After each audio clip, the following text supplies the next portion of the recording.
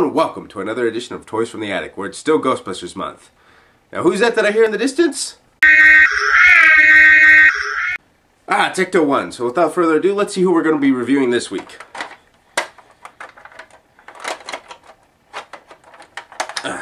It's going to be RGB's Ray Stantz. Okay, so here we have the heart of the Ghostbusters, Ray Stantz. For those of you who don't remember, Ray Stantz was portrayed in the movies by Dan Aykroyd and then Frank Welker in the animated series, whose voice always sounded like a much older Fred from Scooby-Doo. Ray was sometimes portrayed as being very childlike with his love of old cartoons and comic books in the show. And sometimes I could see where that's true, but to me it was just more of a childlike fascination with his line of work, where he was so enthusiastic about going and finding these paranormal things that some could see it's childish, but when it's just like you're just so excited about something you just want to jump in and do anything. He was also one of the Ghostbusters that was more eager to go out and perform this as a public service for free, almost considering like it's our duty to go out and bust these things, where he was also having to be reminded by Peter that no, we're performing a job here. We can't just go out and do anything unless we're getting paid for it.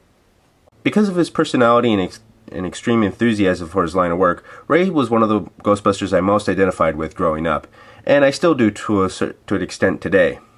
Okay, so here we have the action figure himself. I'm not going to get into the proton pack because I covered that on Winston last week, so we can actually just snap that off, and as you can see, it's the standard back just like as before. As far as the facial features goes, as this toy line is starting to look a little bit more like the show.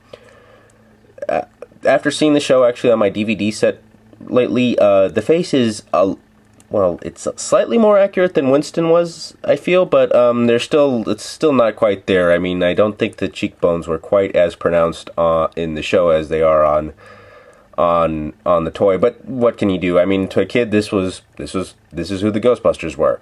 You can see he has a brown hair, nicely painted. It's been a little bit worn from all the years.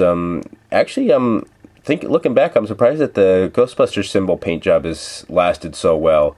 As you can see, Ray is the more portly member of the Ghostbusters. It wasn't like that in the movies, unless you count the second one, where the scene where they say "suck in the guts." But in the show, he was more considered the short, stout version of the stout member of the team.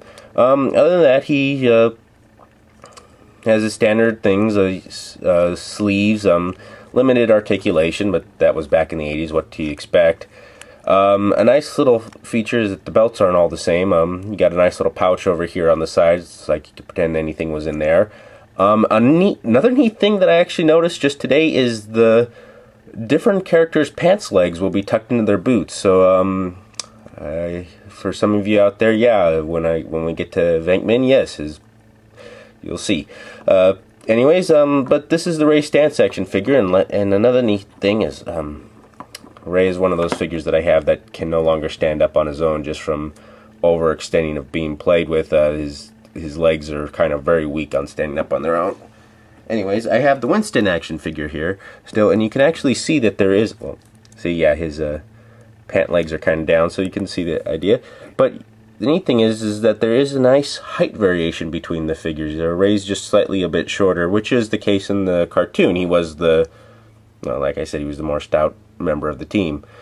And one other thing I forgot to point out is the Ghostbusters actually never had any gloves in the show. There was occasions when they would have gloves on, and sometimes they were painted with the colors of their collar, but by the way, his was originally like a pinkish type of collar with his brown suit. But sometimes the gloves would be colored the same, but sometimes Ray was portrayed in the show with having his black gloves on whenever he was firing stuff.